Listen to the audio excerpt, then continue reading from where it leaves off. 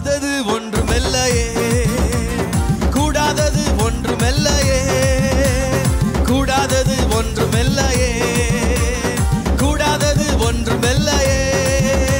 நம் தேவனால் கூடாதது, கூடாதது ஒன்றுமில்லையே. சொல்லுங்க, என் தேவனால் கூடாதது, கூடாதது ஒன்றுமில்லையே.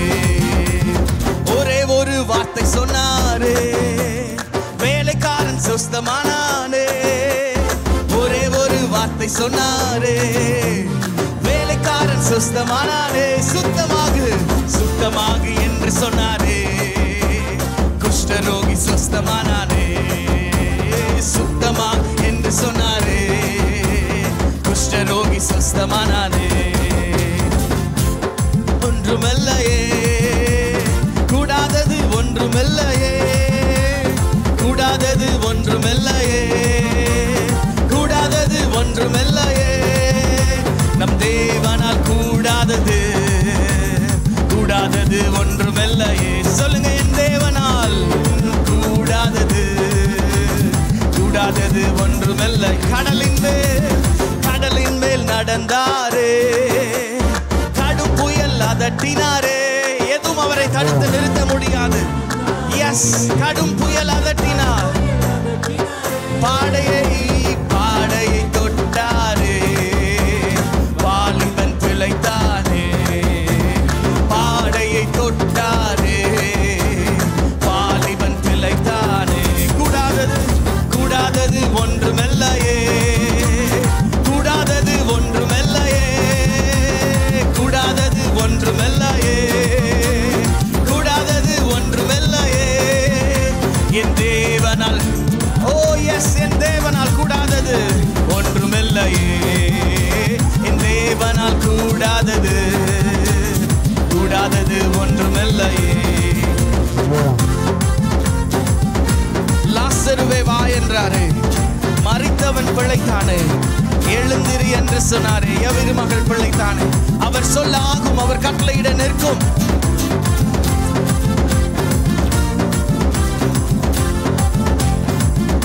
சொல்லலாமா?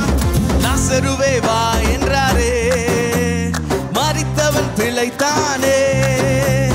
லாசருவே வா என்றாரே, மரித்தவன் பிழைத்தானே. எழுந்திரு எழுந்திரு என்று சொன்னாரே, எவரு மகள் பிழைத்தாலே. எழுந்திரு என்று சொன்னாரே, எவரு மகள் பிழைத்தானே. சொல்லுங்க, கூடாதது, கூடாதது ஒன்றுமில்லையே. ஓ எஸ், கூடாதது ஒன்றுமில்லையே, கூடாதது ஒன்றுமில்லையே, கூடாதது ஒன்றுமில்லையே. என் தேவனால் கூடாதது ஒன்றுமில்லை, ஒன்றுமில்லையே. என் தேவனால் கூடாதது, கூடாதது ஒன்றுமில்லையே. வஸ்திரத்தை தொட்டாலே வல்லமை புறப்பட்டதே. வஸ்திரத்தை தொட்டாலே வல்லமை புறப்பட்டதே. எப்பத்தா எப்பத்தா என்று சொன்னாரே, செவிட்டு உமையன் பேசினாரே. எப்பத்தா என்று சொன்னாரே, ஓ செவிட்டு உமையன் பேசி. Come on.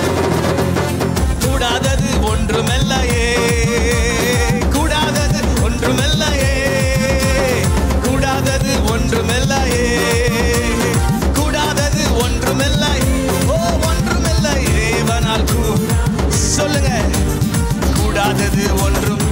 when we say ஒன்றுமில்லை, லிட்டரலா அவரால கூடாதது ஒன்றுமில்லை. கூடாதது, one more time, கூடாதது, கூடாதது ஒன்றுமில்லையே, கூடாதது ஒன்றுமில்லையே, கூடாதது ஒன்றுமில்லையே, கூடாதது ஒன்றுமில்லையே. தேவனால் கூடாதது, கூடாதது ஒன்றுமில்லையே. தேவனால் கூடாதது, கூடாதது ஒன்றுமில்லை. சொல்லுங்க, மனுஷரால் கூடாதது தேவனால் கூடுமே. மனுஷரால் கூடாதது தேவனால் கூடுமே. மனுஷரால் கூடாதது தேவனால் கூடுமே. கூடாதது எல்லாம் கூடுமே, உம்மாலே எல்லாம் கூடும்.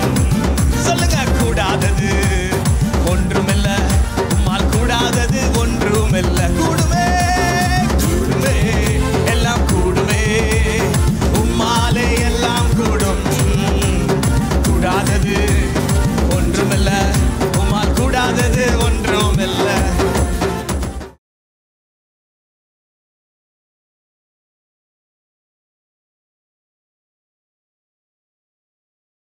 I'm just going to be talking about a few things that have been upon my heart to share with all of you for quite some time. என் இதயத்தில் ஓடிட்டு இருந்த சில காரியங்களை குறித்து உங்களிடத்தில் நான் பகிர்ந்து கொள்ளணும்னு விரும்புகிறேன். There are promises and prophecies that have been spoken over you as an individual. தனிப்பட்ட ரீதியிலே உங்கள் மீது கூறப்பட்டிருக்கிற தீர்க்கதரிசன வார்த்தைகள் உண்டு, வாக்குத்தத்தங்களும் உண்டு. There have been promises and prophecies spoken over us as a community. சமுதாயமாய் நம் மீதும் வார்த்தைகள் பேசப்பட்டிருக்கிறது. I want you to reflect back and think about, do you remember what was spoken to you, what was spoken over you, the dreams you had as a child, and you thought, I think the Father is giving me this dream. You didn't know him as the Father then, but then you thought, I think God is trying to tell me this. சின்ன பிள்ளையா இருக்கும்போது உங்களுக்கு இருக்கிற அந்த கனவுகள், வளரும்போது இப்படி நான் இருக்கணும் அப்படின்னு நீங்கள் ஆசைப்பட்ட விஷயங்கள், ஆனால் அது அப்பான்னு தெரியாதப்போ உங்களுக்கு இருந்த அந்த மாதிரி காரியங்கள், அதெல்லாம் உங்களுக்கு ஞாபகம் இருக்குதா? At that time you knew him as God. அப்போ நீங்கள் அவரை தேவனா அறிஞ்சிருந்தீங்க. Do you remember times you wrote down in your diary, I think God is telling me this, and you were just 10-year-old, 12-year-old?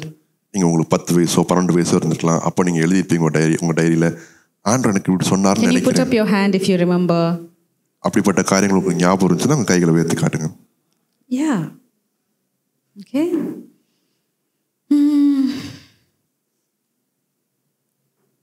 Now when you think about those things, what are you thinking?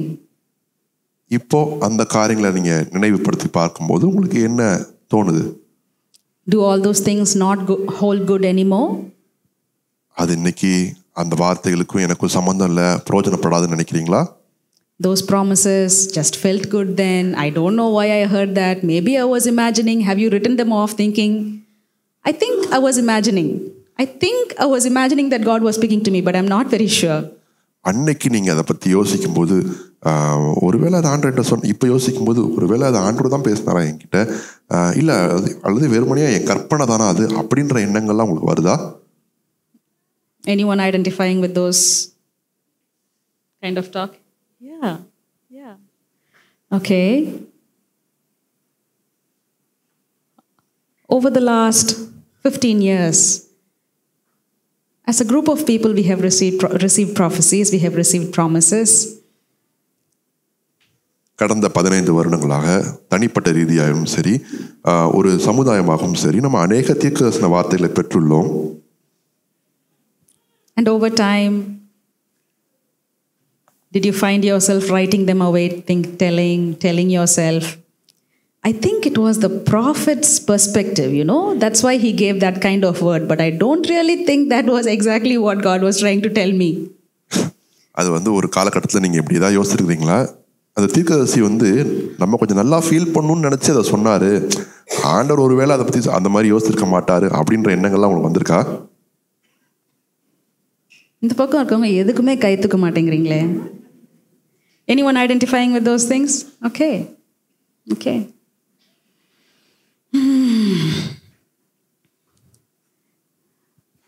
God is big. He always speaks big things. தேவன் பெரியவர். அவர் பெரியவராக இருக்கிறதுனால பெரிய காரியங்களை மாத்திரமே பேசுவார். He speaks big things. பெரிய காரியங்களை பேசுவார். And sometimes with our puny thinking, we think, I don't know why God is saying that. ஆனால் நம்முடைய மனப்பான்மை குறுகின மனப்பான்மையாக இருக்கிறதுனால இது ஏன் என்கிட்ட சொல்கிறார் ஆண்டவர் அப்படின்னு நம்ம யோசிப்போம். I probably was 14 or 15 years old when I used to go to the terrace in my hostel to pray every afternoon. எனக்கு 14-15 வயசு இருக்கும். என்னுடைய ஹாஸ்டலுடைய மேல் மாடிக்கு போய் நான் ஜெபம் பண்ண போவேன் மத்தியானங்களில். Call it silly, call it childish, call it childlike. You can call it whatever you want. But when I heard that Daniel was praying 3 times a day, I thought, okay, 3 times looks like a good number. So maybe I'll also pray 3 times a day. நீங்கள் எப்படினாலும் யோசிச்சுக்கலாம், என்ன சிறுவிழத்தனமாக இருக்குது அப்படின்னு யோசிக்கலாம், என்ன குழந்தைத்தனமாக பண்ணியிருக்காங்கன்னு யோசிக்கலாம். 3ன்ற number எனக்கு ரொம்ப பிடிச்ச நம்பராக இருந்ததுனால தானியலும் 3 தடவை ஜோம் பண்ணனால நான் போய் 3 தடவை ஜோம் பண்ணேன். I would have a quick breakfast so that I could get 10 minutes to go upstairs and pray. I would do my other chores quickly. So in the hostel where I grew up, we would be woken up at 5 o'clock in the morning. They play the song and then you just have to wake up by yourself. So when the I don't know, some of you may not even know what a tape recorder is. Those days we had tape recorder. And I could hear the click of the tape recorder and I would just get up out of my bed. நான் படித்த ஹாஸ்டலில் 5 மணிக்கு எழுப்பி விட்ருவாங்க, பாட்டு போட்டு எழுப்பி விட்ருவாங்க. அப்போ அந்த காலத்தில் டேப் ரெக்கார்டர் இருந்துச்சு. அந்த டேப் ரெக்கார்டில் அந்த பட்டனை அமுக்கும் போது ஒரு சத்தம் கேட்கும். அந்த சத்தத்துக்கே நான் எழுந்துருவேன். Yeah, and I would do everything fast so that I would get 10 minutes there to go and pray. வேகமாக எல்லா காரியங்களையும் செய்வேன். செஞ்சு முடிச்சுட்டு ஒரு 10 நிமிஷம் சாப்பிட்ட உடனே எனக்கு டைம் கிடைக்கணுன்றதுக்காக அதெல்லாம் பண்ணுவேன். I would finish lunch early so that I could go and pray for 10 minutes or 15 minutes. சாப்பாடை வேகமாக முடிச்சுன்னா ஒரு 10-15 நிமிஷம் எனக்கு ஜோம் பண்ண கிடைக்கும்னு நான் யோசிப்பேன். I would finish my dinner early.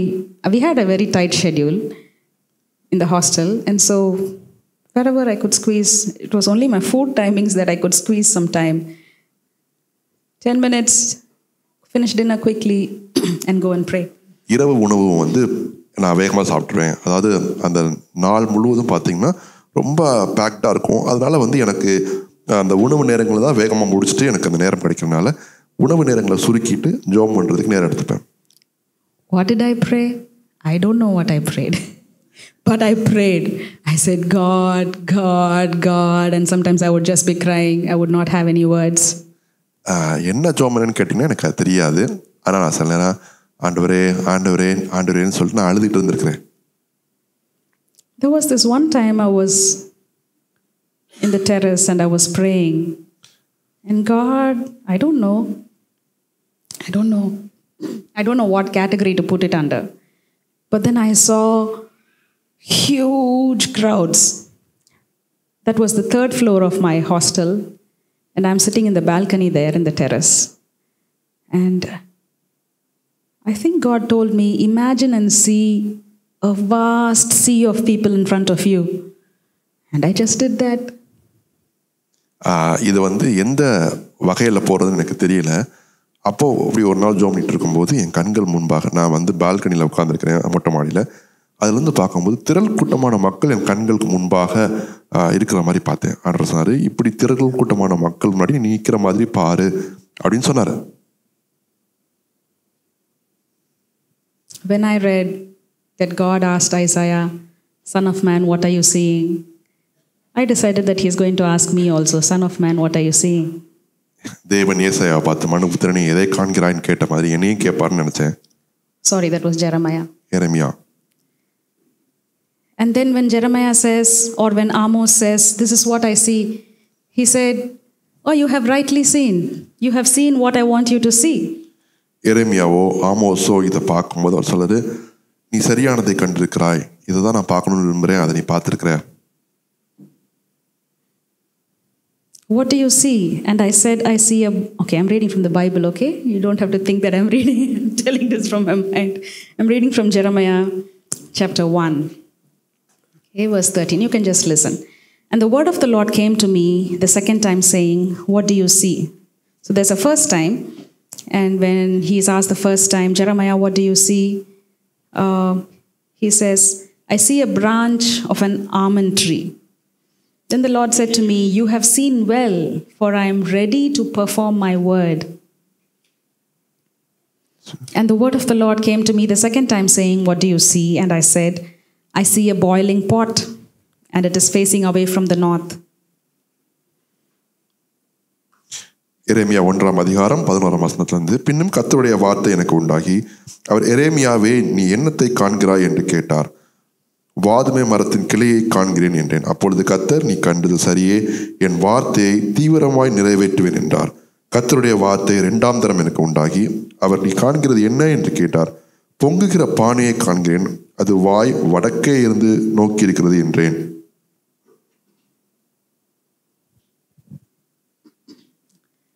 Two weeks ago, when after worship, after the message, we were worshipping at Ponmar. 2 வாரங்களுக்கு முன்பாக நம்ம ஆராதனை முடிச்சு பொன்மாரில் செய்தி முடிச்சதுக்கு அப்புறம் நாங்கள் ஆராதிச்சுட்டு இருந்தோம்.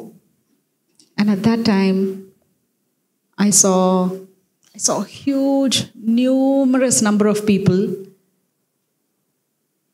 Forget the walls of Life Hub, all the way to the main road and beyond, on all sides. And with my eyes closed, I was just looking around like this at the innumerable number of people that I was seeing. நான் அங்கே உட்கார்ந்துருக்கும்போது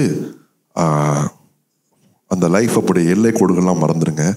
அது அந்த வயல், அந்த வீடெல்லாம் தாண்டி அந்த road வரைக்கும் சுற்றி வடக்கும் தெற்குமா மக்கள் வந்து சுற்றிக்கிறாங்க. நான் கண்ணை மூடிட்டு அந்த மக்களை சுற்றி பார்க்குறேன், கண்களை மூடிட்டே சுற்றி பார்க்குறேன். அவ்வளோ திரளாக இருக்கிறாங்க. I really wrote off whatever I saw when I was 14-15 years old, thinking, child, imagination. I'm imagining that God is talking to me. எனக்கு 14-15 வயதில் இருக்கும்போது இந்த மாதிரி கனவுகள்லாம் வரும்போது, இது என்ன கனவு இல்லை. When I was sitting in prayer and I'm having these conversations with God, I wrote it off as my imagination. இந்த மாதிரி நான் ஜோமனை உட்காந்துருக்கும் போது இந்த மாதிரி படங்கள் எனக்கு வரும்போது இது வந்து நானாக கற்பனை பண்ணுறேன் அப்படின்னு சொல்லிட்டு இதை நான் அதை பெருசாக எடுத்துக்கிட்டதில் தள்ளி வச்சுருக்கேன். என்ன சின்ன பிள்ளைத்தனமாக இருந்திருக்கோம்ல, இப்படிலாம் இமேஜின் பண்ணியிருக்கோம் அப்படின்னு நானே என்கிட்ட சொல்லிட்டு I had just left that till I saw this a couple of weeks ago again. I was thinking, oh, see, this looks very childish, and I've been laughing unto myself and I kept it aside. ஆனால் இது 2வது தடவை நான் இந்த ஆராதனையில் பார்க்கும்போது எனக்கு அது வந்து உதித்தது. And then all of you know the prophetic words that we have received as a community about large number of people hungry for the word and coming forth to receive the word. திரள் கூட்டமான மக்கள் அவர்கள் வந்து நமக்கு தெரியும், சமுதாயத்தில் நமக்கு பேசப்பட்டிருக்கிற வார்த்தை, திரள் கூட்டமான மக்கள் பசித்தாகத்தோடு வந்து வார்த்தையை பெற்றுக்கொள்றதுக்கு வர்றாங்கன்னு.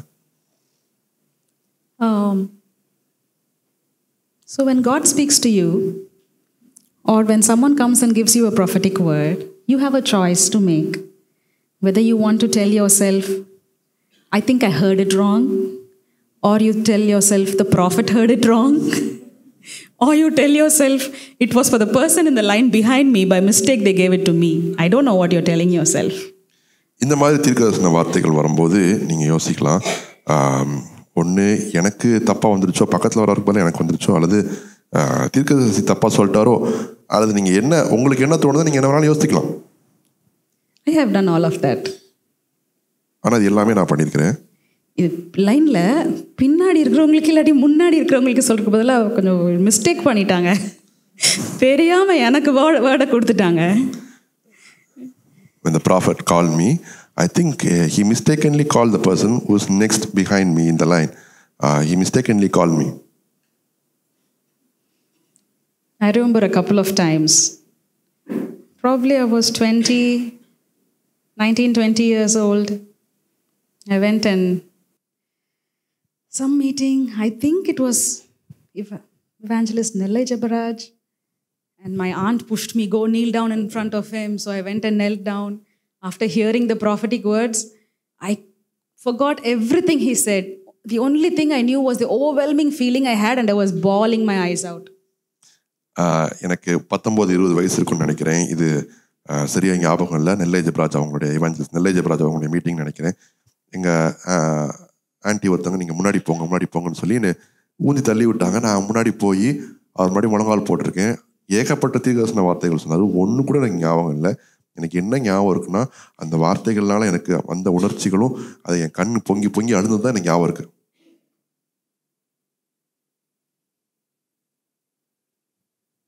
I remember another lady who caught hold of me in a family get together and she started prophesying over me. And I went in only for that session. And I'm thinking, I don't know if this lady knows who I am. She was a guest speaker for that day. இன்னொரு And she gave crazy words which aligned to today, but at that time it made no sense.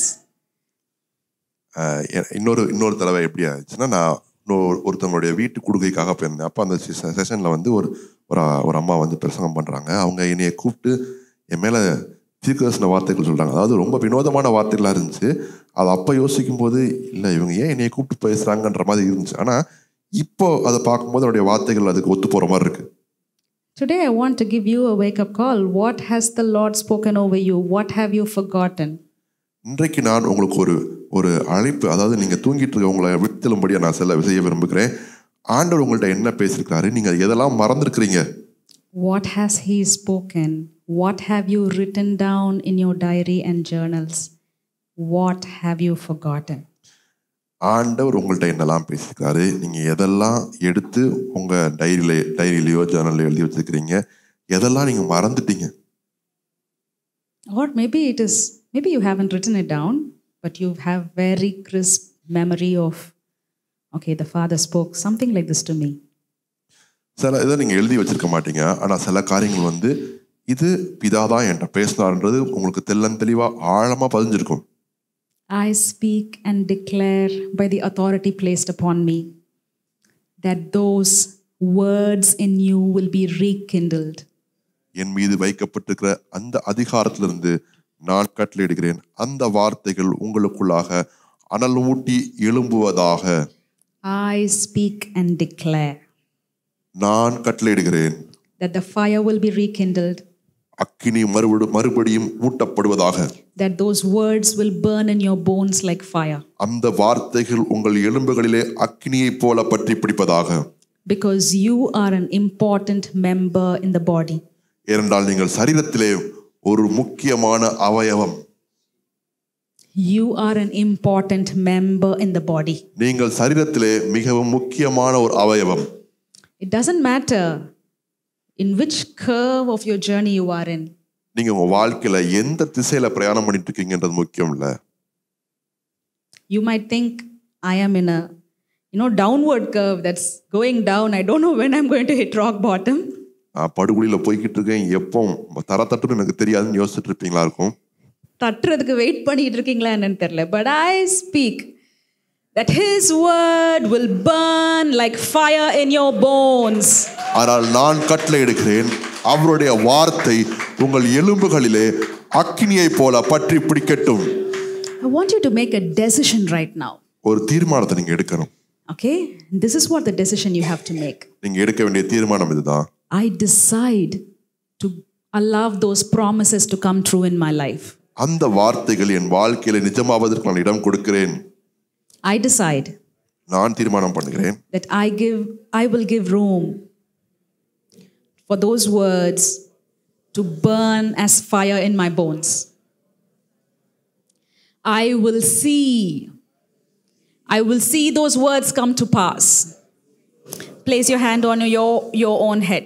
I will see those words come to pass. I decide to see those words come to pass. தமிழ்ல சொல்லுங்க. அந்த வார்த்தை என்னுடைய எலும்புகளிலே அக்கினியாய் பற்றி பிடிக்கிறதை நான் பார்க்கிறேன். திருப்பி சொல்லுங்க. அந்த வார்த்தை என் எலும்புகளில் அக்கினியாய் பற்றி பிடிக்கிறதை நான் பார்க்கிறேன். அக்கினியாய் பற்றி பிடிக்கிறதை நான் பார்க்கிறேன். சொல்லுங்க. நான் பார்க்கிறேன். நான் பார்க்க தீர்மானம் எடுக்கிறேன். I will see His promises. அவருடைய வாக்குத்தத்தங்களை நான் பார்க்க தீர்மானம் எடுக்கிறேன். His promises. I receive the prophetic words and I say amen. அந்த வாக்குத்தத்தங்களை நான் பெற்றுக்கொள்கிறேன். அவருடைய வார்த்தைகளை நான் ஏற்றுக்கொள்கிறேன். அது நிறைவேறுகிறதை நான் காண்கிறேன். Amen. Amen. Amen. Amen. You have said amen. Amen என்று நீங்க சொல்லிட்டீங்க. Yeah. Let's go to Hebrews chapter 3 verse 10. எபிரேயர் 3 அதிகாரம் 10 வசனத்துக்கு திருப்பிக்கோங்க. Okay, let me read to you from verse 7. 7 வசனத்தை வாசிப்போம். Therefore, as the Holy Spirit says, today if you will hear his voice, do not harden your hearts as in the rebellion, in the day of trial in the wilderness, where your fathers tested me, tried me, and saw my works for 40 years. Therefore I was angry with that generation and said, they always go astray in their heart, and they have not known my ways. So I swore in my wrath, they shall not enter my rest. Beware, brethren, lest there be in any of you an evil heart of unbelief in departing from the living God. We read it in Tamil. 7 வசனத்திலிருந்து வாசிப்போம். ஆகையால் பரிசுத்த ஆவியானவர் சொல்லுகிறபடியே இன்று அவருடைய சத்தத்தை கேட்பீர்களாகில் வனாந்திரத்திலே கோபமூட்டின போதும் சோதனை நாளில் நடந்தது போல உங்கள் இருதயங்களை கடினப்படுத்தாதிருங்கள். சேர்ந்து படிங்க சத்தமா படிங்க. வனாந்திரத்திலே கோபம் ஊட்டின போதும் சோதனை நாளில் நடந்தது போல உங்கள் இருதயங்களை கடினப்படுத்தாதிருங்கள். அங்கே உங்கள் பிதாக்கள் என்னை சோதித்து என்னை பரீட்சை பார்த்து 40 வருஷ காலம் என் கிரியைகளை கண்டார்கள். ஆதலால் நான் அந்த சந்ததியை ஆலோசித்து அவர்கள் எப்பொழுதும் வழுவி போகிற இருதயமுள்ள ஜனம் என்றும் என்னுடைய வழிகளை அறியாதவர்கள் என்றும் சொல்லி என்னுடைய இறைப்பார்தலில் அவர்கள் பிரவேசிப்பதில்லை என்று என்னுடைய கோபத்திலே ஆணையிட்டேன் என்றார். சகோதரரே, ஜீவனுள்ள தேவனை விட்டு விலகுகிறதற்கு ஏதுவான அவிசுவாசமுள்ள பொல்லாத இருதயம் உங்களில் ஒருவனுக்குள்ளும் இராதபடிக்கு நீங்கள் எச்சரிக்கையாயிருங்கள். Today, if you will hear his voice, do not harden your hearts. இன்று அவருடைய சத்தத்தை கேட்பீர்களாகில் உங்கள் இருதயத்தை கடினப்படுத்தாதிருங்கள். Today, if you will hear his voice, do not harden your hearts. இன்று அவருடைய சத்தத்தை கேட்பீர்களாகில் உங்கள் இருதயத்தை கடினப்படுத்தாதிருங்கள். Right now, if any of your mind voice is going like, okay, this is for everybody else in the room except me. I came, usually I don't come here. Today I've come here. This word is not for me. If that is what is running in your head, I want to tell you, you are a member of the body. You have promises and prophecies spoken over you, and they hold true. நீங்க உங்களுக்கு இப்படிப்பட்ட எண்ணங்கள்லாம் வருதுன்னு வச்சுக்கோங்களேன். பெரும்பாலும் நான் வரமாட்டேன், இன்னைக்கு தப்பித்தவரி வந்துட்டேன், அதனால அப்படி வந்ததுனால இப்படி பேசுறாங்களான்னு தெரியல, இது எனக்கு இல்லை நீங்க நினைச்சீங்கன்னா நீங்க சரீரத்துல ரொம்ப முக்கியமான அவயவம். உங்களுக்கு வார்த்தைகள் இருக்குது, வாக்குத்தத்தங்கள் இருக்குது, தீர்க்கதரிசன வார்த்தைகளும் பேசப்பட்டிருக்கிறது. Yeah. If you just close your eyes and think about and ask, even as a thought in your heart, if you're having a thought, God, really? Is this true? I know for sure that you will hear him. இப்படி ஒரு எண்ணம் வரும்போது நீங்க கண்ணை மூடி, அப்பா இது உண்மையா அப்படின்னு கேட்டீங்கன்னா எனக்கு உண்மையா தெரியும் அவர் உங்களுக்கு பதில் சொல்லுவாருன்னு.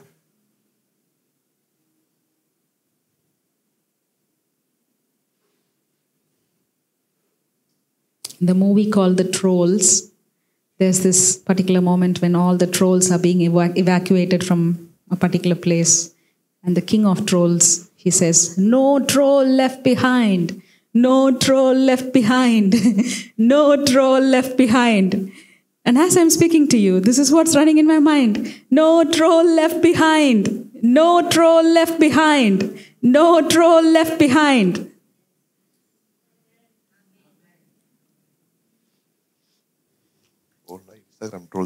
No, there's a movie called The Trolls. So இந்த ட்ரோல்ஸ்னு ஒரு மூவி இருக்குது. நான் ஃபுல் மூவி கூட எனக்கு ஞாபகம் இல்லை, ஆனால் ஒரு பர்டிகுலர் பாயிண்டில் அந்த ட்ரோல்ஸ் அந்த இடத்துல இருந்து எல்லாரும் எவாக்குவேட் பண்ணுவாங்க. அப்போ அந்த ட்ரோல் ராஜா வந்து, trolls are kind of people. அப்போது அந்த ராஜா வந்து சொல்லுவார், ஒரு ட்ரோலும் விட்டுவிடக்கூடாது, ஒரு ட்ரோலையும் இங்கே விட்டுறக்கூடாது, nobody will be left behind, no troll left behind, no troll left behind அப்படின்ட்டு அந்த ராஜா சொல்வார்.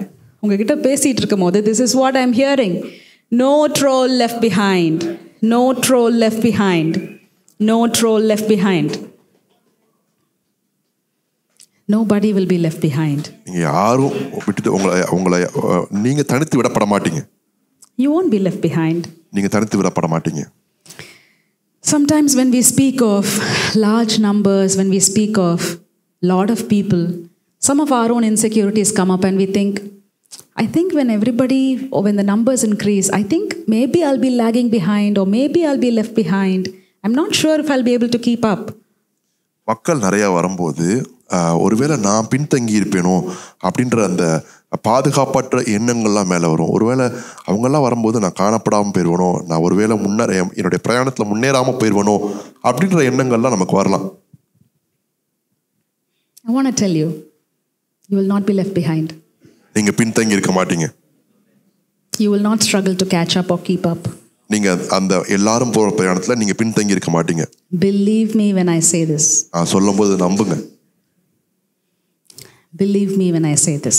சொல்லும்போது நம்புங்க. You will walk into your God purposes. தேவனுடைய நோக்கங்களுக்குள்ளாக நீங்க கண்டிப்பா கால் எடுத்து வைப்பீங்க.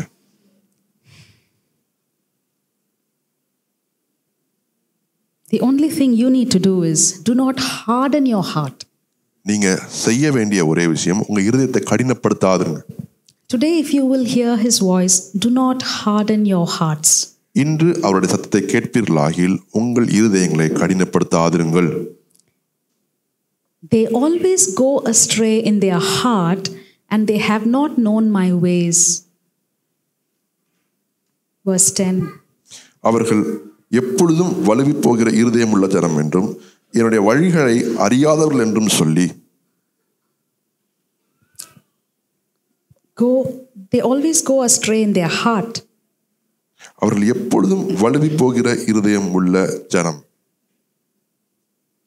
Beware lest there be in any of you an evil heart of unbelief. So this thought of maybe I'll be left behind is a heart of unbelief. Verse 12. தேவனை விட்டு விலகுகிறதுக்கு எதுவான அவிசுவாசம் உள்ள பொல்லாத இருதயம். ஸோ இவங்க இந்த பிரயாணத்தில் போகும்போது நான் ஒருவேளை பின்தங்கிடுவேணும் அப்படின்றது அவிசுவாசம் உள்ள பொல்லாத இருதயமா இருக்கு.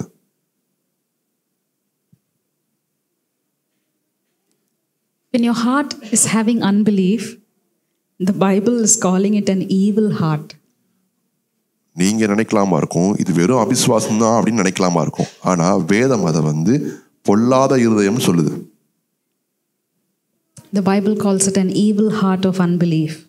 பொல்லாத இருதயம் உள்ள அவிசுவாசம் சொல்லுது வேதம். And what does the evil heart cause you to do? That unbelief, the unbelief causes you to depart from God. அந்த அவிசுவாசம் உள்ள பொல்லாத இருதயம் உங்களை தேவனிடத்திலிருந்து வழுகி போகும்படியாக செய்கிறது. Why were the Israelites brought out of Egypt? ஏன் இஸ்ரவேலர் எகிப்திலிருந்து வெளியில கொண்டு வரப்பட்டாங்க? Why were they brought out? To go to Canaan. கானானுக்கு போகும்படியாக. But what did they constantly keep saying? ஆனா என்ன சொல்லிட்டே இருந்தாங்க? Did you bring us out here to die? Did you bring us out here to die? Did you bring us out here to die? We're not having water. Did you bring us out here to die? We're not having meat. Did you bring us out here to die? We're not having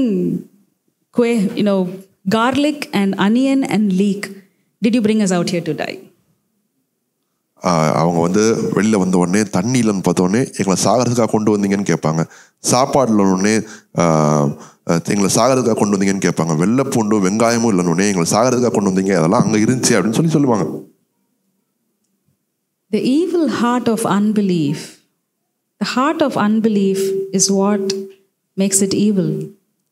அவிசுவாசம் இல்லாதது தான் அந்த இருதயத்தை பொல்லாத இருதயமா மாத்துது.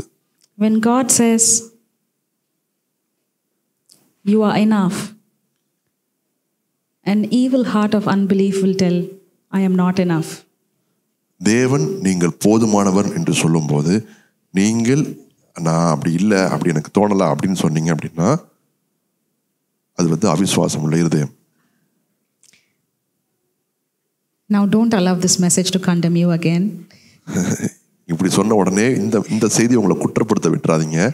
You know this can go either ways. இது ரெண்டு பக்கமும் போக வாய்ப்பு இருக்கு. When I'm saying what I'm saying to encourage you, நான் உங்களை உற்சாகப்படுத்துறதுக்கு சொல்ற இந்த காரியங்கள் it can go அது கீழே Depends on how you are posturing your heart. உங்க இருதயத்தை எப்படி எடுக்கிறீங்களோ, அது எப்படி வரிசைப்படுத்திருக்கீங்களோ அதுக்கேற்றாப்புல தான் அது அமையும். Yeah.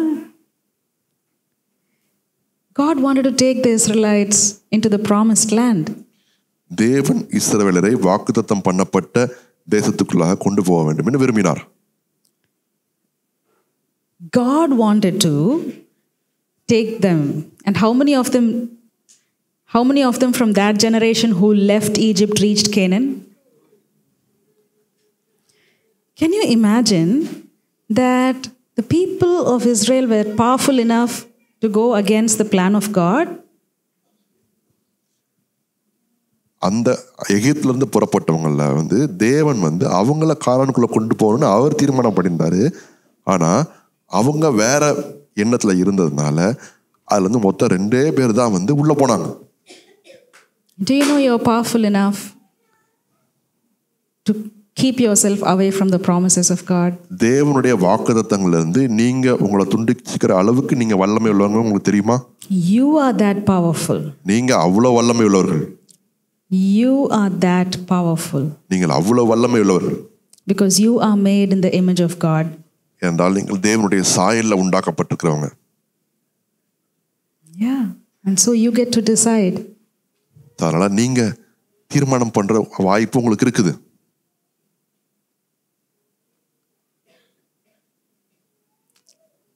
Definitely something has happened for them to have that unbelief. You know, if it's called a heart of unbelief, there were some situations that induced the unbelief in them, and if we want, we can justify their unbelief because of the situation and continue to be in unbelief. அவிசுவாசம், அதாவது அவிசுவாசம் அவங்க இருதயத்தில் வளருவதற்கு ஏதோ ஒரு சம்பவம் கண்டிப்பாக நடந்திருக்குது. ஸோ இந்த சம்பவத்தினால தான் இது நடந்துச்சு அப்படின்னு சொல்லிட்டு அதை ஒத்துக்கிறதுக்கு எல்லாமே நம்ம பண்ணலாமா இருக்கும். So we can make excuses for the unbelief, or we can just become aware and careful and wake up and say, okay, I am not going to give room for the evil heart of unbelief. Okay, இது இந்த காரணத்தால் தான் இது வந்துச்சு, அதனால தான் நான் இப்படி என் இருதயம் ஆண்டவர் நம்ப மாட்டுக்கு அப்படின்னு சொல்லிட்டு அதை நியாயம் தீர்க்கலாமா இருக்கும், நியாயமாக பேசலாமா இருக்கும். இல்லாட்டி இல்லை இது சரியில்லை, இது அவிசுவாசம் உள்ள வழி போக்குற இருதயமாக மாறுது, அதனால இப்படி இருக்கக்கூடாதுன்னு விழித்தெலும்பி நீங்கள் ஒரு தீர்மானம் எடுக்கலாமா இருக்கும். Matthew chapter 7 verse 24 to 26 talks about the man who built his house on the rock. மத்தேயு 7ஆம் அதிகாரம் 24ஆம் வசனத்திலிருந்து 26ஆம் வசனம் வரைக்கும் கற்பாறையிலே தன் வீடை கட்டின ஒரு மனுஷனை குறித்து நம்ம பார்க்கிறோம்.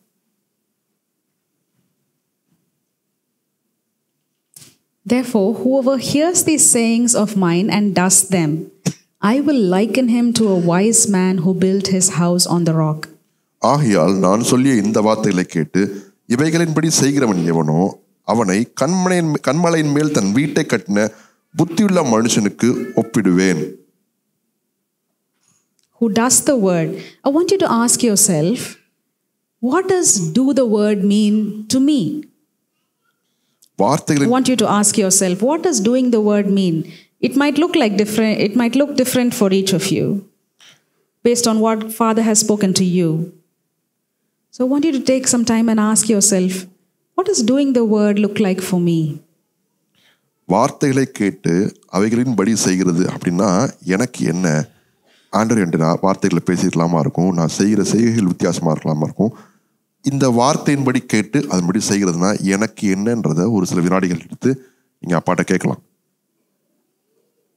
What does it mean for me to do the word?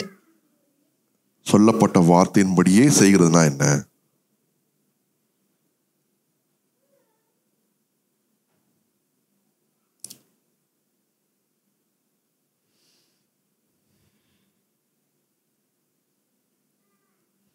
Let me read to you from James chapter 1 verse 22. யாக்கோபு 1ஆம் அதிகாரம் 22ஆம் வசனத்திலிருந்து நான் வாசிக்கட்டும். But be doers of the word and not hearers only, deceiving yourself.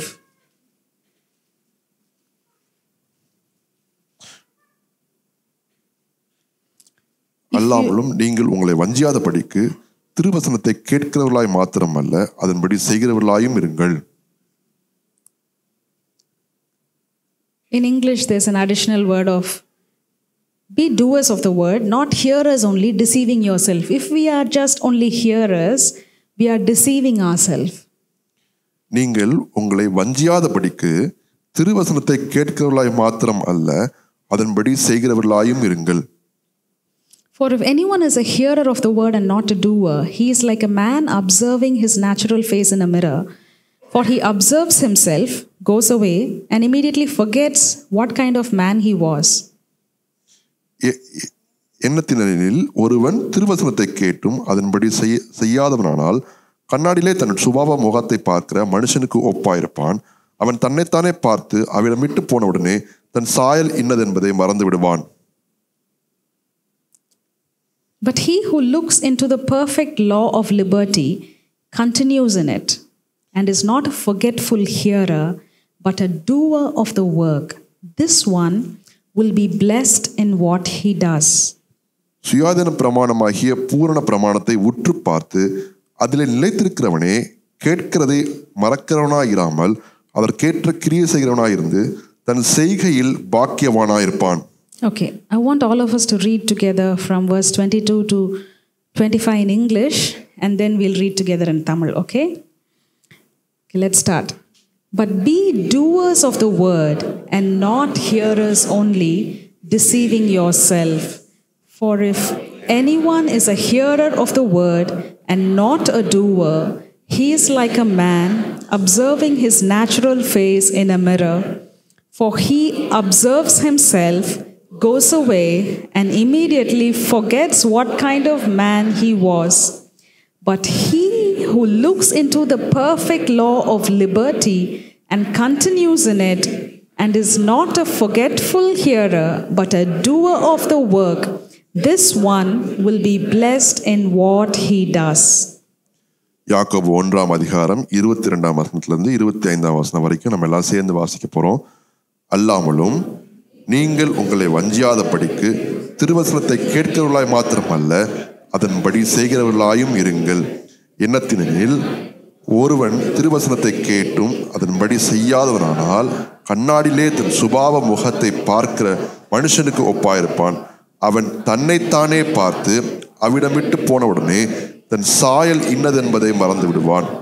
சுயாதீன பிரமாணமாகிய பூரண பிரமாணத்தை உற்று பார்த்து அதில் நிலைத்திருக்கிறவனே கேட்கிறதை மறக்கிறவனாயிராமல் அதற்கேற்ற கிரியை செய்கிறவனாயிருந்து தன் செய்கையில் பாக்கியவானாயிருப்பான்.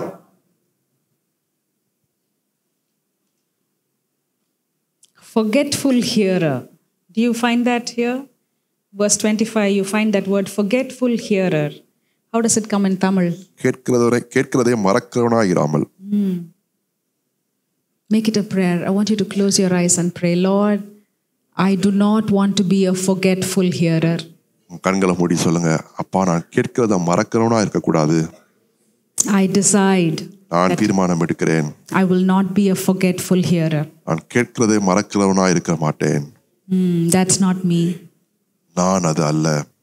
That's not me. I am not a forgetful hearer. நான் கேட்கிறதை மறக்கிறவனா இருக்க மாட்டேன். But I am a doer of the work. வசனத்தின்படி செய்கிறவனா இருப்பேன். I am a doer of the word and doer of the work. வார்த்தையை கேட்கிறவனா இருப்பேன், கிரியை செய்கிறவனா இருப்பேன். I am a doer of the word and a doer of the work.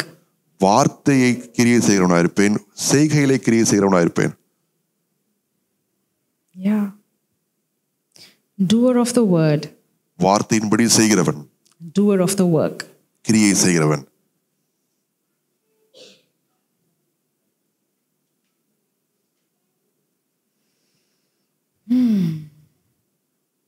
Some of you might be thinking, what does this mean, doer of the work? Jesus has said it is finished. So what is this thing here talking about? What work is this talking about? ஒருவேளை நீங்க சில பேர் யோசிக்கலாமா இருக்கும், எல்லாம் முடிந்தது, கிரியைகள்ல இருந்து ஓய்ந்திருக்கிறேன்னு ஆண்டவர் சொல்றாரு. அப்புறம் இது என்ன கிரியை, செய்ய வேண்டிய கிரியை என்னது? Look at Hebrews chapter 4. Kingdom truths are paradoxical. ராஜ்யத்தின் சத்தியங்கள் ஒன்றோடு ஒன்று முரண்பட்டதா இருக்கிறது. It is finished. எல்லாம் முடிந்தது. And you need to be a doer of the word and doer of the work. நீங்கள் வார்த்தையின்படி செய்கிறவர்களாயும் கிரியை செய்கிறவர்களாயும் இருக்க வேண்டும். Same Bible says, Jesus said, it is finished. அதே வேதத்துல இயேசு சொன்னாரு எல்லாம் முடிந்ததுன்னு சொல்றாரு. And then you hear be a doer of the word, be a doer of the work. ஆனா நீங்க இங்கே படிக்கும்போது வார்த்தையின்படி செய்கிறவர்களா இருங்க, வார்த்தையை செய்கிறவர்களா இருங்கன்னு கேட்குறீங்க. Look at Hebrews chapter 4. Therefore, since a promise remains of entering his rest, let us fear, lest any of you seem to have come short of it. 4:1, right? 4 verse 1. ஆனபடினாலே அவருடைய இளைப்பாறுதலில் பிரவேசிப்பதற்கு ஏதுவான வாக்கு தத்தம் நமக்கு உண்டாயிருக்க உங்களில் ஒருவனும் அதை அடையாமல் பின்வாங்கி போனவனாக காணப்படாதபடிக்கு பயந்திருக்க கடவோம். பயந்திருக்க கடவோம்? What is this fear? There is a striving, there is a work. This is warning you about do the work. Be a doer of the word. And how the next verse talks about that. You can translate this. இதை பயந்திருக்க கடவுள்னு போட்டிருக்குது. இது வசனத்தை செய்யணும் அப்படின்ற ஒரு கிரியை பத்தி இது பேசுது. அது என்ன கிரியைன்றதை அடுத்த வசனத்துல நம்ம பார்ப்போம். It says, for indeed the gospel was preached to us as well as to them, but the word which they heard did not profit them, not being mixed with faith in those who heard it. So how do you hear and do it? By mixing it with faith. ஏனெனில் சுவிசேஷம் அவர்களுக்கு அறிவிக்கப்பட்டது போல நமக்கும் அறிவிக்கப்பட்டது. கேட்டவர்கள் விசுவாசம் இல்லாமல் கேட்டபடியினால் அவர்கள் கேட்ட வசனம் அவர்களுக்கு பிரயோஜனப்படவில்லை. அது எப்படி கிரியையா மாறல அப்படின்னா விசுவாசம் அந்த வார்த்தையோட கலக்கல. For we who have believed do enter that rest, as he has said, so I swore in my wrath, they shall not enter my rest, although the works were finished from the foundation of the world. When were the works finished? From the foundation of the world, works were finished. But be a doer of the work. விசுவாசத்தவர்களாகிய நாமோ அந்த இளைப்பாறுதலில் பிரவேசிக்கிறதுன்னு ஒரு கிரியை. அவருடைய கிரியைகள் உலக தோற்றம் முதல் முடிந்திருந்தும் இவர்கள் என்னுடைய இளைப்பாறுதலில் பிரவேசிப்பதில்லை என்று என்னுடைய கோபத்திலே ஆணையிட்டேன். Verse 6. 6ஆம் வசனம். Since therefore it remains that some must enter it, and those to whom it was first preached did not enter because of disobedience. What was that disobedience? Not mixing it with faith, an evil heart of unbelief. What made the heart evil? Unbelief. What made the heart evil? Hardened heart. Hardened by what? Situations.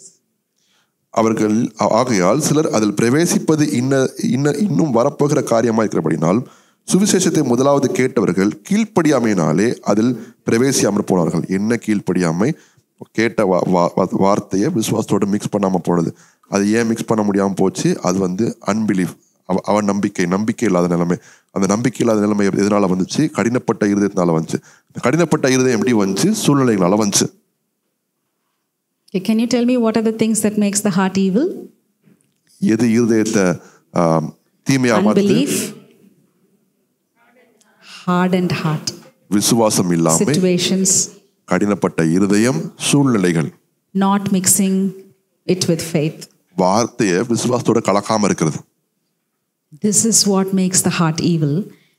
And what did God say? They have gone astray in their heart. இதுதான் இருதயத்தை தீமையாக்குது. அவர்கள் வழுகி போகிற இருதயம் உள்ள ஜனங்கள் அப்படின்னு வேதம் சொல்லுது. I want you to close your eyes and pray and say, Lord, I lift up my heart to you. May I never go astray in my heart. ஆண்டவரே, என்னுடைய இருதயத்தை உமக்கு நேராக உயர்த்துகிறேன். என் இருதயத்தில் ஒருபோதும் வழுகி போகிற இருதயம் உள்ளவனாக இருக்கக்கூடாது. May I never go astray in my heart. என்னுடைய இருதயத்தில் ஒருபோதும் வழுகி போகிற இருதயம் உள்ளவனாக இருக்கக்கூடாது. I decide today, இன்று நான் ஒரு தீர்மானம் எடுக்கிறேன். I will not go astray in my heart. என்னுடைய இருதயத்தை வழுகி போகிற இருதயம் உள்ளவனாக இருக்க மாட்டேன். சத்தமா சொல்லுங்க. I decide today. இன்று ஒரு தீர்மானம் எடுக்கிறேன். I decide today. I will not go astray in my heart. நான் வழுகி போகிற இருதயம் உள்ளவனாய் இருக்க மாட்டேன். நான் வழுகி போகிற இருதயம் உள்ளவராய் இருக்க மாட்டேன் அப்படின்ற தீர்மானத்தை எடுக்கிறேன். நான் வழுகி போகிற இருதயம் உள்ளவனாய் இருக்க மாட்டேன் என்கிற தீர்மானத்தை எடுக்கிறேன். I decide to give no room for unbelief. விசுவாசம் இல்லாமை அப்படின்றதுக்கு நான் இடம் கொடுக்கவே மாட்டேன். I decide I will not give room for unbelief. விசுவாசம் இல்லாமை அப்படின்ற இடத்துக்கு நான் இடம் கொடுக்கவே மாட்டேன். I decide to mix the word with faith. வார்த்தையை விசுவாசத்தோடு நான் கலந்து கொள்வேன். I decide to not harden my heart. என்னுடைய இருதயத்தை நான் கடினப்படுத்த மாட்டேன். I open my heart to you so that you can convince my heart. என்னுடைய இருதயத்தை உமக்கு திறந்து கொடுக்கிறேன், நீ என்னுடைய இருதயத்தை இணங்க பண்ணும். சொல்லுங்க, என் இருதயத்தை உங்களுக்கு திறந்து கொடுக்கிறேன். என் இருதயத்தை உங்களுக்கு திறந்து கொடுக்கிறேன். என் இருதயத்தை உங்களுக்கு திறந்து கொடுக்கிறேன். என் இருதயத்தை உங்களுக்கு திறந்து கொடுக்கிறேன். என்னை இணங்க பண்ணும். என்னை இணங்க பண்ணும். என்னை இணங்க பண்ணும். என்னை இணங்க பண்ணும். உம்முடைய வார்த்தைக்கு நேரா என்னை இணங்க பண்ணும். உம்முடைய வார்த்தைக்கு நேராக என்னை இணங்க பண்ணும். Align my heart with your promises. என்னுடைய இருதயத்தை உம்முடைய வாக்குத்தத்தங்களோடு ஒத்துழைக்க செய்வீராக. வாக்குத்தத்தங்களுக்கு நேராக இணங்க பண்ணுகிறேன். வாக்குத்தத்தங்களுக்கு நேராக I align myself to the promises. தீர்க்க தரிசன வார்த்தைகளுக்கு நேரா இணங்க பண்றேன். ரிப்பீட், சொல்லுங்க, சத்தமா சொல்லுங்க. தீர்க்க தரிசன வார்த்தைகளுக்கு நேராக இணங்க பண்ணுகிறேன். Yeah. I align myself. I bring myself in alignment. I bring myself in alignment To your promises over me. to your promises over me, To the prophetic words spoken and released over me. to the prophetic words spoken and released over me. Amen. Amen. Amen. Amen.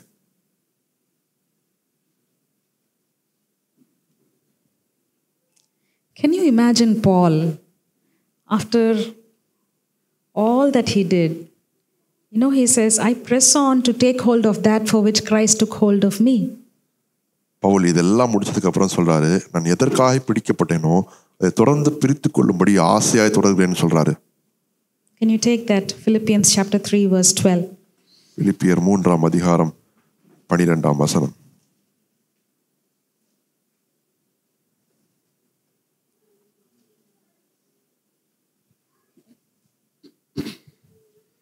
I press on that I may lay hold of that for which Christ Jesus has also laid hold of me. நான் Shall we read that together in English once? All of us together. But I press on that I may lay hold of that for which Christ Jesus has also laid hold of me. Once more in English. But I press on that I may lay hold of that for which Christ Jesus has also laid hold of me. Now we do it in Tamil. தமிழ்ல 3ஆம் அதிகாரம் பின்பகுதியான வசனம். கிறிஸ்து இயேசுவினால் நான் எதற்காக பிடிக்கப்பட்டேனோ அதை நான் பிடித்துக் கொள்ளும்படி ஆசையாய் தொடர்கிறேன். கிறிஸ்து இயேசுவினால் நான் எதற்காக பிடிக்கப்பட்டேனோ அதை நான் பிடித்துக் கொள்ளும்படி ஆசையாய் தொடர்கிறேன். That I may lay hold of that for which Christ Jesus has also laid hold of me. There is a reason why God has laid hold of you.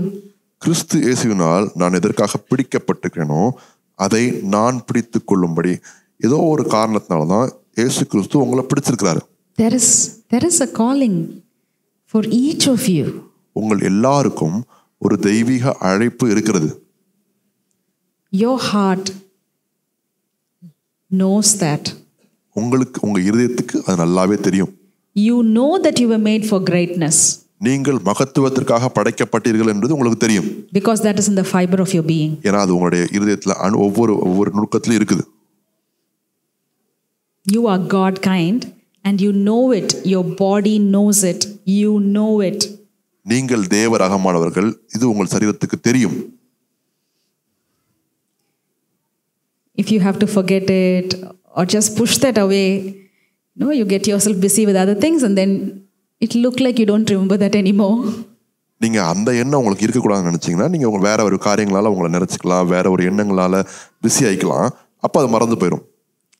மறந்து போன மாதிரி இருக்கும். Look like you have forgotten it. But there is a reason why the Lord took hold of you. ஆனால் கிறிஸ்து உங்களை பிடித்ததற்கு ஒரு நோக்கம் உண்டு. And now you have to decide whether you want to lay hold of that for which Christ laid hold of you. கிறிஸ்து உங்களை எதற்காக பிடித்தாரோ அதை தொடர்ந்து நீங்கள் பிடித்துக் கொள்ளும்படி ஆவலா இருக்கிறீங்களான்றதை நீங்க பார்க்கணும். Pray, close your eyes and pray. கண்களை மூடி ஜெபம் பண்ணுங்க. Father, I want to lay hold of that for which you have laid hold of me. பிதாவே, நீர் கிறிஸ்துவுக்குள்ளாக என்னை எதற்காக பிடித்தீரோ அதை நான் தொடர்ந்து பிடித்துக் கொள்ளும்படி ஆவலாய் தொடர்கிறேன். I want to stir it up in me, stir it up in me, stir it up in me. அதை அந்த குளத்தை எனக்குள்ளாக கலக்குவீராக, அந்த குளத்தை எனக்குள்ளாக கலக்குவீராக. Stir it up in me that I will lay hold of that for which you laid hold of me. அதை எனக்குள்ளாக அனல் மூட்டி எழுப்புவீராக. அதன் மூலமாக நான் எதற்காக பிடிக்கப்படனோ அதை தொடர்ந்து பிடித்துக் கொள்ளும்படி ஆவலாய் நான் தொடர்கிறேன். அந்த ஆவலை எனக்கு கொடுங்க. Stir it up in me. Give me that. May your word burn in my bones. அந்த ஆவல் எனக்கு கொடுங்க. உம்முடைய வார்த்தை என்னுடைய எலும்புகளிலே அக்கினியாய் பற்றி பிடிக்கட்டும். Rekre heyan takraha ratre heyon tokro. Rekre heyon tokro. Rekre heyon tokro. Speak in tongues and engage. Speak in tongues and engage. Heyamana அந்நிய krahara. பாஷையில பேசி சத்தமா பேசு. சத்தமா பேசுங்க. Rekre heyon tokro fanta kraha rekre heyon tokro. Rekre heyanta. Lord, I want to lay hold. Lord, I want to lay hold. I want to lay hold of that for which you have laid hold of me. நான் எதற்காக பிடிக்கப்படனோ அதை நான் பிடித்துக் கொள்ள வேண்டும்.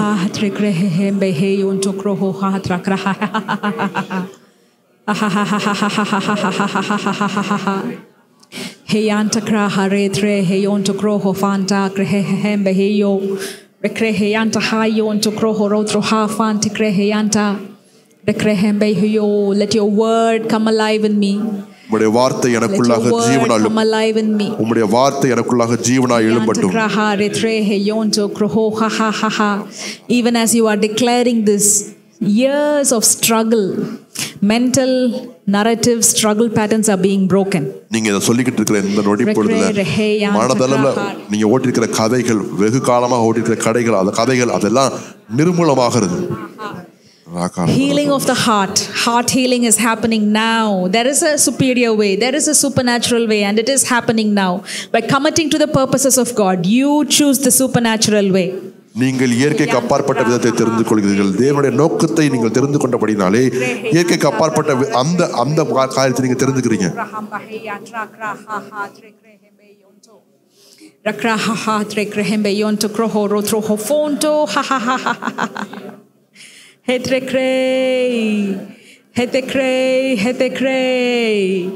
Hetekre, you are progressing, you are going forward, onward, forward, intentionally focused. நீங்கள் முன்னேறி கொண்டே செல்கிறீர்கள். முன்னேறி செல்கிறீர்கள்.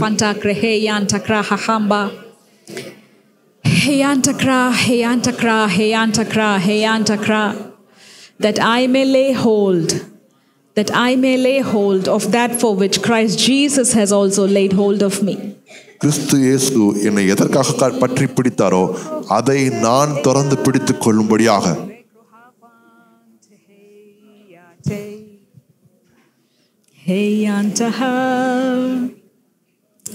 I decide with all my being. என்னுடைய முழு சரீரத்தோடு நான் ஒரு தீர்மானம் எடுத்துக்கொள்கிறேன். I decide. நான் தீர்மானம் எடுக்கிறேன். I will lay hold. நான் பிடித்துக் கொள்வேன். I will lay hold. நான் பிடித்துக் கொள்வேன். I will be intentional in laying hold of that for which Christ took hold of me. கிறிஸ்து என்னை எதற்காக பற்றி பிடித்தாரோ அதை நான் பிடித்துக் கொள்வேன். I will be intentional to pursue that. அதை நான் பின்தொடர்வதற்கு ஆவலா இருப்பேன். I will be intentional to go after that. அதை பின்தொடர்வதற்கு நான் ஆவலா இருப்பேன். I decide to be focused. I decide to bring myself and be intentional in this. நான் இதை ஒரு தீர்மானமாக எடுத்து இதை பின்தொடர்வதற்கு நான் ஆவலாய் இருக்கிறேன். In Jesus' name. இயேசுவின் நாமத்திலே. Amen. ஆமென். Amen. ஆமென்.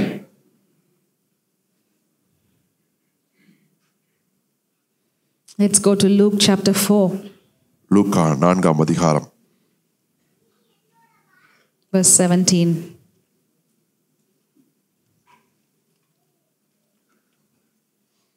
நான்காம் அதிகாரம் 17ஆம் வசனம்.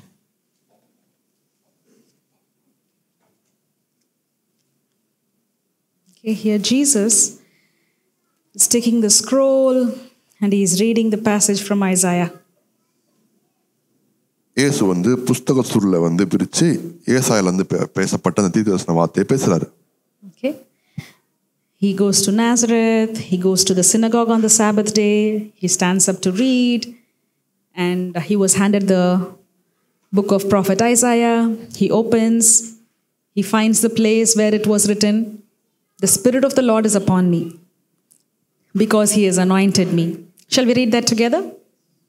Okay. The Spirit of the Lord is upon me, because he has anointed me to preach the gospel to the poor. He has sent me to heal the brokenhearted, to proclaim liberty to the captives and recovery of sight to the blind, to set at liberty those who are oppressed, to proclaim the acceptable year of the Lord. இயேசு நாசரத்துக்கு போறாரு. நாசரத்துக்கு போய் தேவாலயத்துக்கு போறாரு. தேவாலயத்துக்கு போனப்போ இந்த புஸ்தக சுருள் அவருக்கு கொடுக்கப்படுது. அந்த புஸ்தக சுருளில் போய் ஏசாயாவை எடுத்து அதுல அவருடைய குறிப்பிட்ட பகுதிக்கு அவர் வாசிக்கிறாரு. 18ஆம் வசனம் எல்லாம் சேர்ந்து வாசிப்போம்.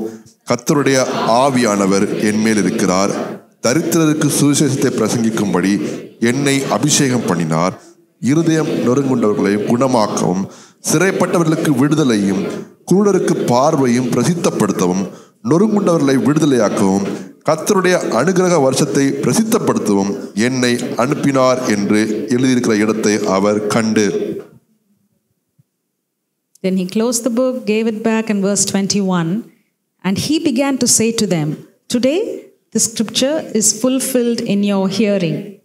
வாசித்து புஸ்தகத்தை சுருட்டி பணிவிடைக்காரனிடத்தில் கொடுத்து உட்கார்ந்தார். ஜெப ஆலயத்தில் உள்ள எல்லாருடைய கண்கள் அவர் மேல் நோக்கமாக இருந்தது. அப்பொழுது அவர் அவர்களுடனே பேசத் தொடங்கி, உங்கள் காதுகள் கேட்க இந்த வேத வாக்கியம் இன்றைய தினம் நிறைவேறிற்று என்றார்.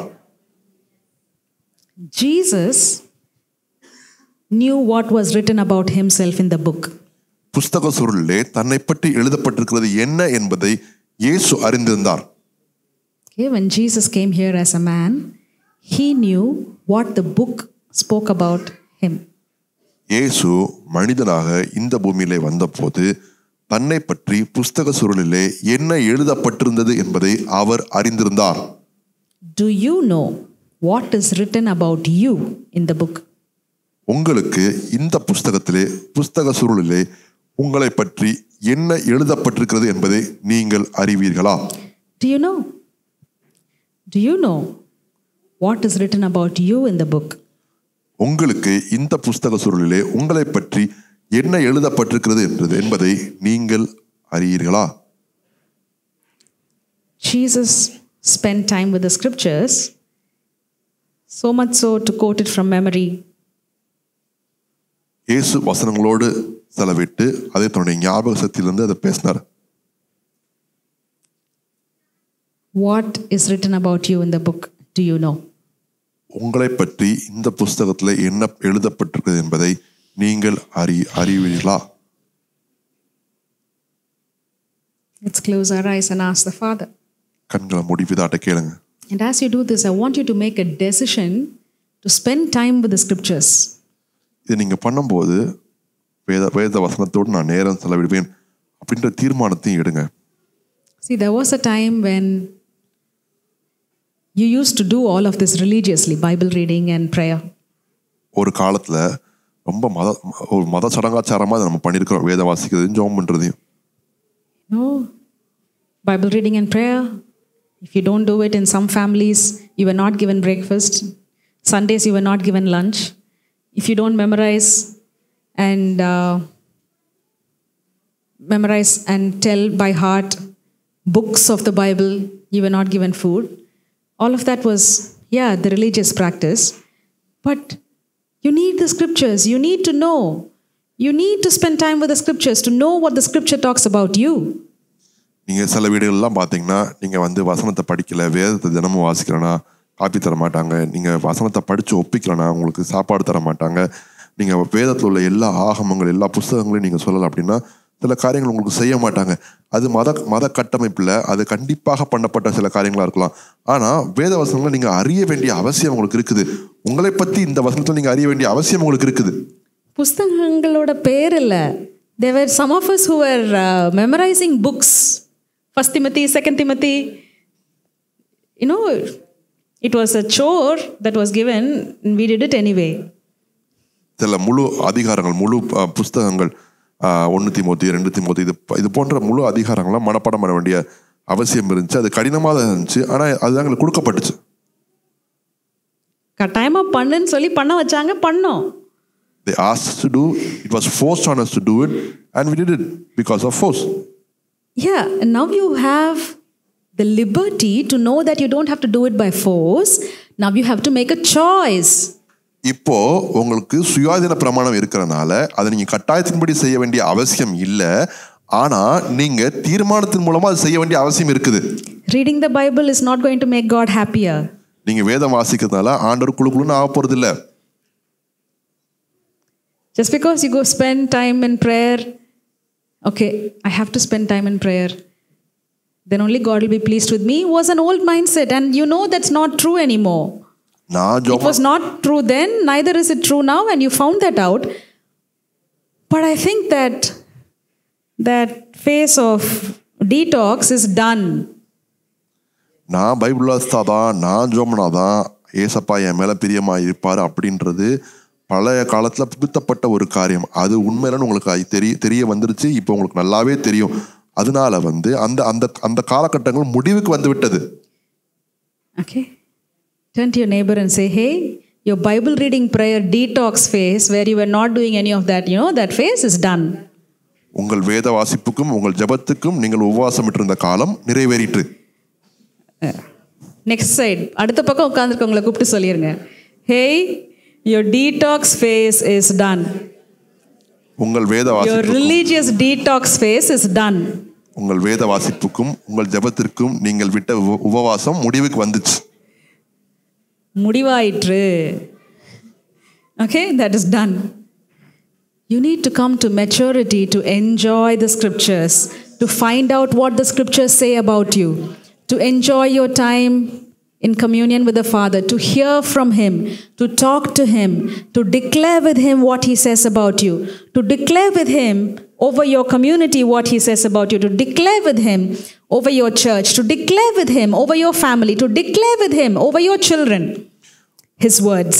நீங்கள் முதிர்ச்சியின் அனுபவத்துக்குள்ளாக இந்த வசனங்களை நீங்க என்ஜாய் பண்ண ஆரம்பிச்சு, இது என்னை பற்றி என்ன சொல்லியிருக்குது, என் குடும்பத்தை பற்றி என்ன சொல்லியிருக்குது, என் பிள்ளைங்களை பற்றி என்ன சொல்லியிருக்குது அப்படின்றத அவரோட சேர்ந்து உரையாடல்ல இதை எடுத்து அதை அனுபவிக்கக்கூடிய நிலைமைக்கு நீங்கள் வரணும்.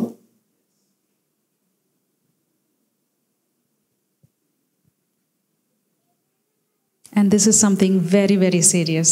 இது மிக மிக முக்கியமான ஒரு காரியம். This is something we all have to prioritize. இது நாம் எல்லாரும் முக்கியத்துவப்படுத்த வேண்டிய ஒரு காரியம். Quiet time and Bible reading. தேவனோடு செலவிடுகிற அந்த நேரமும் வேத வாசிப்பும். Okay, quiet time and Bible reading. You have to prioritize. தேவனோடு செலவிடுகிற அந்த நேரமும் வேத வாசிப்பும் நீங்கள் முக்கியத்துவப்படுத்த வேண்டும். You do not have to do it out of fear. You do not have to do it out of a condemning conscience. You do not have to do it to please your parents. That's done. நீங்கள் கட்டாயத்தின் அடிப்படையில் செய்ய வேண்டியதில்லை. உங்கள் பெற்றோர் பிரியப்படுத்த வேண்டிய அவசியத்தில் செய்ய வேண்டியதில்லை. உங்கள் குற்ற மனசாட்சிக்கு இடம் கொடுத்து செய்ய வேண்டிய அவசியம் இல்லை. நீங்கள் அந்த காலத்தெல்லாம் தாண்டியாச்சு. இப்போ வேற ரகத்தில் இருக்கிறீங்க. You have to discern the season and times. நீங்கள் காலத்தையும் நேரத்தையும் அறிந்தவர்களாக இருக்க வேண்டும். Discern the season that you are in. நீங்கள் காலத்தை அறிந்தவர்களாக இருக்க வேண்டும். Discern. And you need to come to a place where you are enjoying your time with the scriptures and enjoying your time with the Father. நீங்க எந்த காலகட்டத்துக்குள்ள வரணும் அப்படின்னா வசனத்தை ருசிக்கிறவங்களா, வசனத்தை அனுபவிக்கிறவங்களா, பிதாவோட நேரம் செலவிடுறத அனுபவிக்கிறவங்களா இருக்கணும். கர்த்தாவே, தேவர்களில் உமக்குப்பானவர் யார்? வானத்திலும் பூமியிலும் உமக்குப்பானவர் யார்? கர்த்தாவே, தேவர்களில் உமக்குப்பானவர் யார்?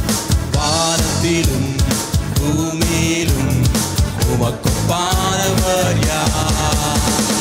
உமக்குப்பானவர் யார்? உமக்குப்பானவர் யார்? உமக்குப்பானவர் யார்? உமக்குப்பானவர் யார்? வானத்திலும் பூமியிலும் உமக்குப்பானவர் யார்? சொல்லுங்க, வானத்திலும் வானத்திலும் பூமியிலும் உமக்குப்பானவர் யார்? செங்கடலை நீர் பிளந்து உந்தன் ஜனங்களை நடத்தி சென்றி. செங்கடலை நீர் பிளந்து நீ நல்லவர், நீ நல்லவர், சர்வ வல்லவர். எத்தனை பேர் உங்க வாழ்க்கையில ருசிச்சிருக்கிறீங்க? நீ நல்லவர், சர்வ வல்லவர், என்றும் வாக்கு மாறாதவர். உமக்குப்பானவர் யார்? உமக்குப்பானவர் யார்? உமக்குப்பானவர் யார்? உமக்குப்பானவர் யார்? வானத்திலும் பூமியிலும் உமக்குப்பானவர் யார்? வானத்திலும் பூமியிலும் உமக்குப்பானவர் யார்? நாம பசியா இருக்கிறத அவர் ஒரு நாள் விரும்புறது இல்லையா? அதனால தூதர்களுடைய அந்த மன்னாவே இறக்கி நமக்கு அவர் தினந்தோறும் அவர் போஷிக்கிறாராம்.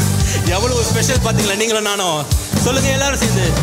தூதர்கள் உண்ணும் உணவா உந்தன் ஜனங்களை போஷித்தீரே.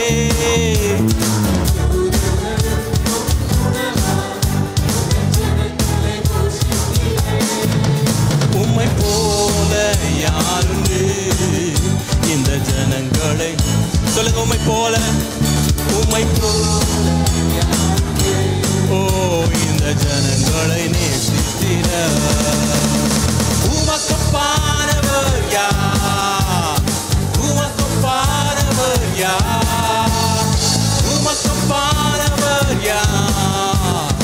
உமக்குப்பானவர் யார்? வானத்திலும் பூமியிலும் உமக்குப்பானவர் யார்? வானத்திலும் பூமியிலும் உமக்குப்பானவர் யார்? கன்மலையை நீர் பிளந்து உந்தன் ஜனங்களின் தாகம் தீர்த்தி. கன்மலை